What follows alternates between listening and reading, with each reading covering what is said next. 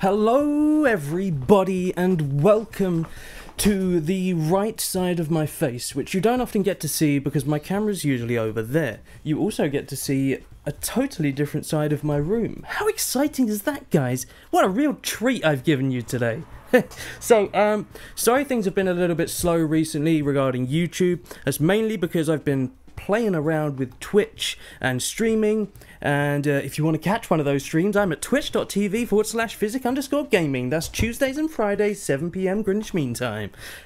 Now that's out the way. If you enjoyed the video today, please do leave it a like and subscribe if you want to help support me and my channel. So I'm going to be doing something a little bit different today. Well, it's not too different because I've done similar things in the past, but where in the past I've done movie reviews within a Let's Talk video, today I'm going to be going into a little bit more depth on these films because I want to start incorporating movie reviews into my channel a little bit more. Now I know a lot of you will be excited by that, and I know a lot of you will not be that interested by that, but please do give me a chance with this one because I really love artsy things. I love music, I love movies, I like games. I would consider a lot of games to be art, whereas a lot of people would disagree with me on that one. So yeah, give us a chance, give us a like if you enjoy, and let's do this. So I'm going to be talking about two films today, that is Whiplash and Drive. Now ironically, only one of them is about driving, and that is Drive. The other one is actually about drumming, Whiplash being a jazz track related to the drumming. Both of these films are excellent. They're very, very good. I think they are wonderful. Really, really wonderful. Especially Whiplash. That completely took me by surprise and blew me away. It truly did. So I'm going to be talking about Whiplash first. So Whiplash is a film that has been written and directed by Damien Chazelle. Now I know this director has done some films on music in the past, but I've not seen any of them, so I won't be talking about them and won't be comparing them in any way. As this film is about drumming, you would expect the music to be spot on, and it is. We got Buddy Rich here. Little trouble there. You're rushing. But not only is the music spot on, but the direction is fantastic.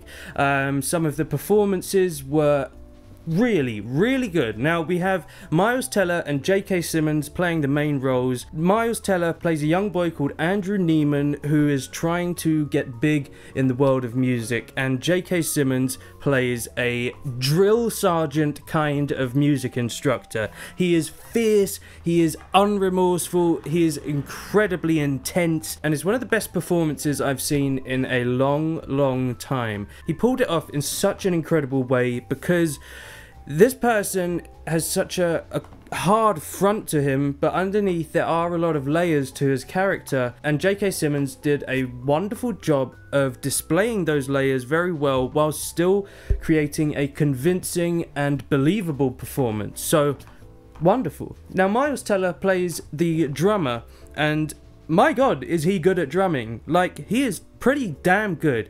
That's not to say that, being a musician myself, I did notice sometimes what he was playing wasn't what you could hear, but I mean, there's not really an easy way of doing that, but Damien Chazelle has done an incredible job of making Miles Teller's performance seem as believable as possible. The way he did the camera work was especially fantastic. The way he did a lot of close-ups of the drum kit as he was playing, he did a really good job of making it seem like what you was hearing was coming from Miles Teller and Andrew Neiman, the character he was playing. So J.K. Simmons and his incredibly intense performance was truly wonderful. He plays the kind of guy that is very harsh, but he's doing it for the right reasons. He's trying to get something great out of a person, and it is clear that Damien Chazelle has a lot of beliefs about music, and that comes across in the film.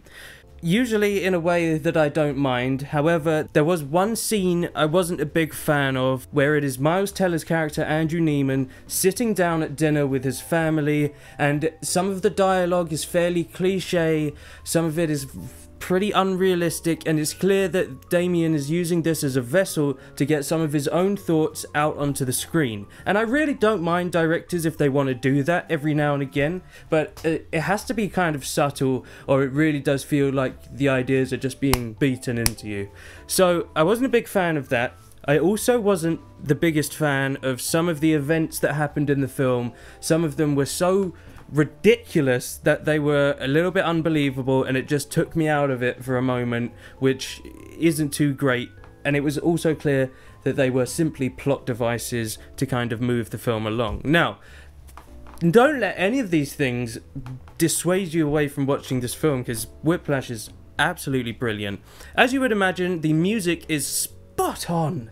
Really fantastic. If you're a fan of jazz, if you're a fan of big band music, classical and that kind of stuff, you will enjoy this film. But on the other side of the coin, you don't have to enjoy music to like this film. For example, I went into it thinking the film was going to be very different to how it was. This film is tense, and the way the music is done makes it so fast paced. It is very well paced, this film, and at no point did I feel bored, at no point did I want a scene to end and move on. I was constantly with it, and there are some nail biting moments, me on the edge of my seat, because you so desperately want Miles Teller's character to succeed. You want him to do well, and Damien Chazelle did a fantastic job of putting you into that character's shoes. Very tense film, very tense. And as I was saying, yeah, you don't have to enjoy jazz music or whatever to enjoy this film, because the music is so perfect for what's happening in the scene, and there are moments where what is happening in the musical score fits perfectly with what the characters are doing. For example, there are scenes like they are setting up their instruments, getting ready to play some music, and just that moment as they're setting up and preparing, even that is a tense moment because of how well timed the music is to what's happening. And of course, there are scenes where Miles Teller is practicing on the drums, and the musical score in the background fits exactly to what he's playing, and it is just fantastic. As well as that, you have these close-up shots of the drums, of beads of sweat falling off of Miles Teller's forehead as he's playing the drums.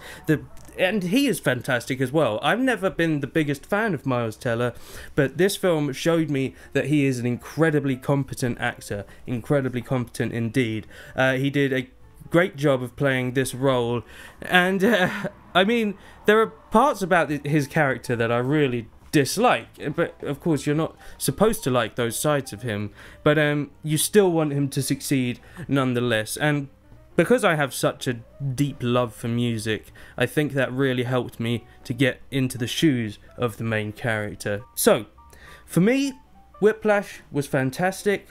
The music was fantastic. Some of the performances were absolutely wonderful. Truly wonderful. There were some slight problems that I mentioned earlier, some kind of cliche stuff, some kind of unrealistic, unbelievable stuff, but as I said, don't let that dissuade you from watching this film. I would give this film an 8.2 out of 10. So, moving on now to Drive. Okay, so moving on to Drive now. Drive is a fantastic film that has taken a lot of inspiration from classic films, mainly films that are kind of around the era of the 70s and 80s. You have a lot of very retro sounding music and a retro style to the plot, which I think it works very well, and the director has done a good job of displaying that. The film is directed by someone called Nicholas Winding Refn, R-E-F-N, Refn. Something like that. And it is actually an adaptation from a book. It was created in 2011 and features such actors as Carey Mulligan playing the female lead role. We have Bryan Cranston, who is Walter White, playing someone named Shannon. Then we have Ryan Gosling. Oh, Ryan Gosling.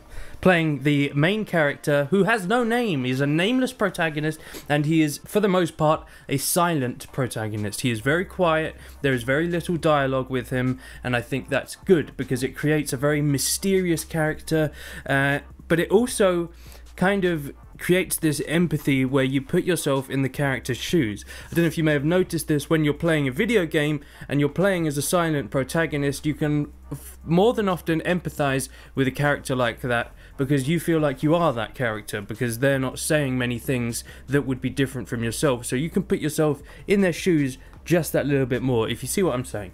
The music was by someone called Cliff Martinez, and it is wonderful. So you just moved to LA?